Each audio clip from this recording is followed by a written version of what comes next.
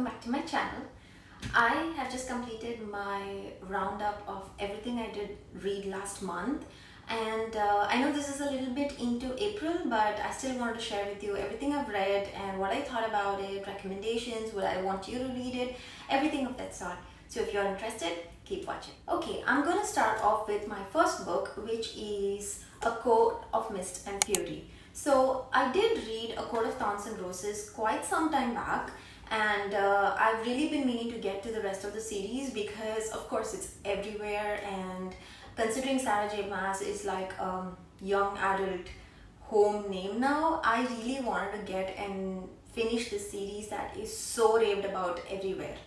Unfortunately, my personal opinion is that I felt that it was a little bit overrated. I know I'm gonna get a lot of hate for this, but is this what I felt? Because I liked A Court of Thorns and Roses. I thought it was different, I thought it was nice and evolving, but I never really felt like I wanted to get into the second book after I read the first one.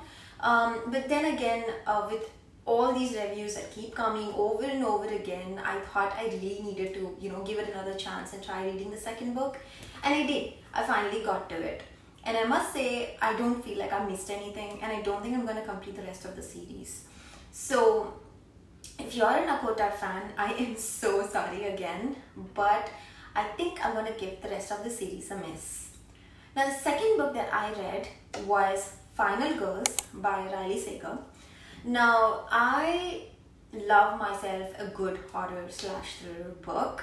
I have read Home After Dark or Home Before Dark by Riley Sager, and I thoroughly enjoyed it. It was brilliant, and I thought that Final Girls will also be a horror, but I think I was wrong, because Final Girls is a thriller and it is a good one at that.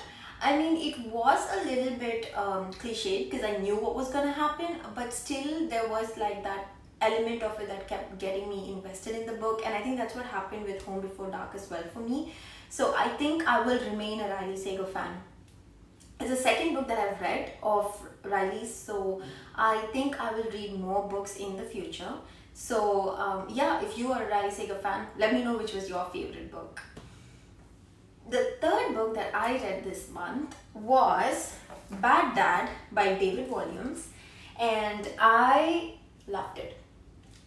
Granted, this wasn't as gripping as all the other David Walliams books I've read, and I know that if I was going to recommend somebody to read something David Walliams, this would not be the first book I would recommend.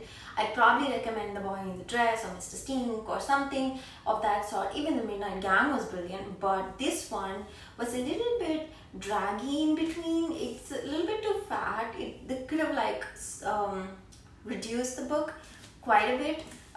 But I still enjoyed it. It was still cute, it was still morally, it was just so David Walliams, and there's Raj, who is my favorite character in all of David Walliams' books. So I really enjoyed this book. If you're a David Walliams fan, let me know and I will let you know how to begin reading his books. The next book I read was Goosebumps Horrorland: The Scream of the Haunted Mask. And if you have not seen my videos before, I am now starting to collect Goosebumps books, and that is primarily because I have loved the series ever since I was a kid. I don't think I ever got around to collecting it because there are a lot of books by R.L. Stine, and I wanted to start off with like the Horrorland collection. I really enjoyed this book. Again, this would not be my first take if you're starting off R.L. Stine, or if you've already read a few R.L. Steins and you just want to like keep going, because this book wouldn't keep you as invested, but it's still a great horror book. Even though it's middle grade, I still recommend this to any horror buff. So that was the fourth book I read. The last book I read was A School of Good and Evil. Now, I have read so many reviews about Soman Chiani's A School for Good and Evil, and I was so excited to get to this series finally. It has amazing reviews, and I get it. I get why. This was good plot-wise. This was good story-wise. It was even good character-wise. However, I did not completely enjoy it, I'm afraid. I mean, I get why this is famous. This gives you that whole, I don't know, Harry Potter vibes, or any, away to school kind of vibes. But I still felt like there was something missing. I didn't really feel so invested in the characters, and I also kind of felt like, yeah, I don't really care what happens to them in the end. That was my biggest problem with this book. Also, I felt it was a little bit draggy and could have been cut short in so many different places, and then I would have been more invested in the book. Unfortunately, it wasn't. And so I don't think I would go ahead and continue the series. But I'm sure there are a lot of people who are going to enjoy A School for Good and Evil. So I'm going to go ahead and still recommend it because it's different and it's got a really nice plot. And if you're into fantasy, then you should definitely check this book. The last book I read this month was Crown of Midnight. Now, again, I kind of feel like this month I really wanted to try and get through the second books in all of these series that I had left hanging so many years back. I have read Throne of Glass before, and I have a rant review on my channel. If you want to check that out, I will link it up here. You can go listen to what I had to say about it.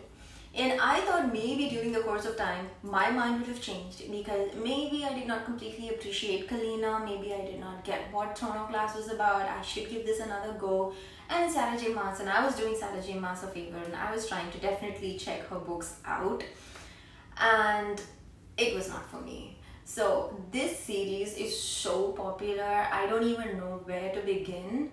But I don't know why it's popular. I've got the whole review on my Goodreads where I'm again ranting about it. But in essence, what I want to say is Kalena is not the greatest assassin ever. She just is not. And I don't really understand why she is such a famous character. I mean, I don't know if she evolves over the course of the series or if that's pretty much her, but I still feel like even though it's been years since I read the first book, I did not feel like there was anything different in the second book, and there was nothing that I had missed. She still does all the same things she did in the first book that annoyed me, and I don't know, it's just not interesting for me to keep going, so I'm gonna give this series another pass as well. But if you are a Throne of Glass fan, please let me know in the comments below why, and maybe that would change my mind and I would try and go through the rest of the series. But definitely no hate to anybody who loves any of the series that I just mentioned. I know there are lots of fans who love all of these books, and I am no naysayer, but it's just my personal opinion, and I did not find myself getting invested as much as I wished I would have. So yeah, that about wraps up everything I read for March. I'm actually halfway through April books, and I've read quite a bit, and I'm so excited to share my April wrap up with you guys soon. But if you enjoyed this video, this brutally honest video, don't forget to hit the thumbs up and subscribe, and I will see you in another video. Bye.